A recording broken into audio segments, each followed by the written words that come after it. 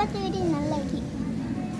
Hi guys, இன்றைக்கி வந்து பார்த்தீங்கன்னு சொன்னால் நம்ம எங்கே வந்திருக்கோம் அப்படின்னு பார்த்தீங்கன்னா, நம்ம வந்து ஒரு வேலையாக டவுனுக்கு போயிருந்தோம். அங்கே வந்து பார்த்தீங்கன்னு சொன்னால் காலையில் வந்து நம்ம சாப்பிடல, அதனால் வந்து நம்ம வந்து ஒரு ஹோட்டலுக்கு வந்திருந்தோம். வளமையாக போகிற ஹோட்டல் தான் அது.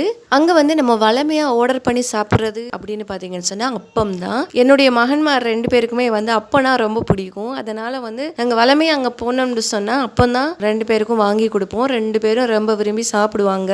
இங்கே வந்து நிறைய விதமான சாப்பாடு இருக்குது. நமக்கு நம்மளுடைய கண் முன்னாடியே வந்து சுட சுட சமைச்சு நமக்கு தருவாங்க. அதனாலேயே இங்க வந்து நிறைய பேர் இருப்பாங்க. சாப்பாடு எடுக்கிறே ரொம்ப கஷ்டம். ரொம்ப நேரம் நின்று தான் நமக்கான சாப்பாடை வந்து வாங்க முடியும். நிறைய பேர் அந்த சாப்பாட்டுக்காக வந்து கண்ண நேரம் நிற்பாங்க. அதனால வந்து நம்மளும் வந்து போன உடனே வந்து சாப்பிடலாம் நமக்கு கிடைக்காது. அப்படி யாருமே இல்லைன்னு சொன்னா நம்ம வாங்கிடலாம். ஆனா நம்ம போகும்போதே வந்து பாத்தீங்கன்னு சொன்னா ரொம்ப வந்து கிரௌடா இருந்துச்சு. இங்க நிறைய வகையான சாப்பாடுகள் இருக்கு. அதனால பாத்தீங்கன்னு சொன்னா எப்போதுமே நம்ம அப்பம் தானே சாப்பிடுறது. அப்போ ஏற்கனவே சாப்பிட்டாச்சு. சரி இன்னைக்கு வித்தியாசமாக ஏதாவது சரி சாப்பிடலாம் அப்படின்னு சொல்லிட்டு தோசை ஆர்டர் பண்ணலாம் அப்படின்னு சொல்லிட்டு தோசை ஆர்டர் பண்ணினோம். தோசை வந்து நம்ம வந்து சாப்பிட்டு இருக்கிறோம், ஆனால் நெய் தோசை சாப்பிட்டதே இல்லை. அப்போது நெய் தோசை இருக்குது சாப்பிட்றீங்களான்னு கேட்டு எனக்கு வாங்கி கொண்டு தந்திருந்தாங்க. நான் மட்டுமில்லை, என்னுடைய 2 பேர் மகன்மார்களும் 3 பேரும் சேர்ந்து சாப்பிட்டோம். ஏற்கனவே 2 தோசை சாப்பிட்டோம்.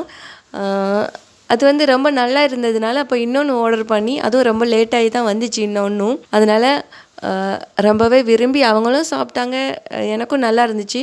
திரும்ப இன்னொன்று சொல்லுங்கள் அப்படின்னு சொன்னால் இன்னொன்று சொல்கிறதுக்கு ரொம்ப நேரம் ஆகுமா, ஏன்னா இன்னும் நிறைய பேர் அங்கே லைனில் நின்றுட்டு இருக்கிறாங்க அப்படின்னு சொன்னதுனால சரி அப்போ வந்து ஒரு உளுந்து வடை சொல்லுங்கள் அப்படின்னு சொல்லிட்டு ஒரு உளுந்து வடை வாங்கி அதோடு சேர்த்து சாப்பிட்டோம். ஆனால் பார்த்திங்கன்னா உளுந்து வடை கொஞ்சம் என்ன சொல்கிறது, ஒரு கல் தன்மை மாதிரி இருந்துச்சு. ஆனால் நல்லா இருந்துச்சு, ஆனால் கொஞ்சம் கல் தன்மை இருந்துச்சு அதில். இப்படியே சாப்பிட்டுக்கிட்டே இருந்தோமா, அதனால் தட்டும் காலி ஆயிடுச்சு.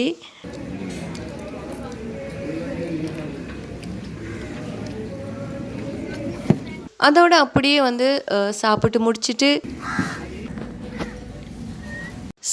முடித்ததும் அக்ஷத் சொல்கிற பதிலை பாருங்கள்.